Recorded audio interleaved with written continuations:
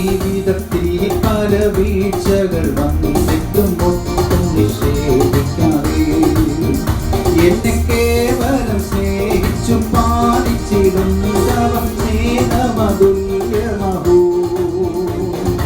എന്തതിശയമേ ദൈവത്തിൽ സ്നേഹം, എത്ര മനോഹരമേ. അതു ചിന്തയിലടങ്ങ സിന്ധു സമാനവ സന്തതം കാണുന്നു ഞാൻ. എന്തതിശയമേ ദൈവത്തിൽ സ്നേഹം, എത്ര മനോഹരമേ.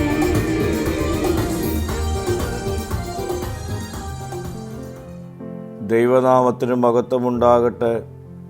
ഇന്നത്തെ പ്രഭാത ധ്യാനത്തിനായി 30-ാം സങ്കീർത്തനം 7-ാം വാക്യം. യഹോവേ, നിന്റെ പ്രസാദത്താൽ നീ എൻ്റെ പർവ്വതത്തെ ഉറച്ചു നിൽക്കുമാറാക്കി. നീ നിന്റെ മുഖത്തെ മറച്ച് ഞാൻ ഭ്രമിച്ചുപോയി. നമ്മുടെ സ്ഥിരതയും ഉറപ്പുമെല്ലാം ദൈവത്തിൽ നിന്നാണെന്ന് നാം തിരിച്ചറിയേണ്ടതുണ്ട്. ഇവിടെ സങ്കീർത്തനക്കാരൻ സൂചിപ്പിക്കുന്നത് ദൈവപ്രസാദത്തിൽ എൻ്റെ പർവ്വതത്തെ ഉറച്ച് നിൽക്കുമാറാക്കി എന്നാണ്. എന്നാൽ നിന്റെ മുഖം എന്നിൽ നിന്ന് മറച്ചപ്പോൾ ഞാൻ ഭ്രമിച്ചുപോയി.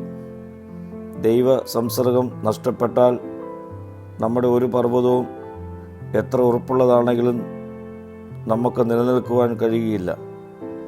ഞാൻ നിന്നതല്ല, അവൻ എന്നെ നിർത്തിയതാണെന്നുള്ള ബോധ്യത്തിൽ ദിനംപ്രതി നമുക്ക് ജീവിക്കുവാൻ കഴിയണം. മനുഷ്യ സുരക്ഷിതബോധത്തിൻ്റെ ആപേക്ഷികത ഈ ഭാഗത്ത് നാം കാണുന്നുണ്ട്. ഞാൻ ഒരു നാളും കുരുങ്ങിപ്പോകുകയില്ല എന്ന ചിന്ത നമുക്കുണ്ടാകാം. എന്നാൽ സങ്കീർത്തനക്കാരൻ വ്യക്തമാക്കുന്നത് ദൈവപ്രസാദത്താൽ മാത്രമേ എനിക്ക് ഉറപ്പുള്ളൂ എന്നാണ്.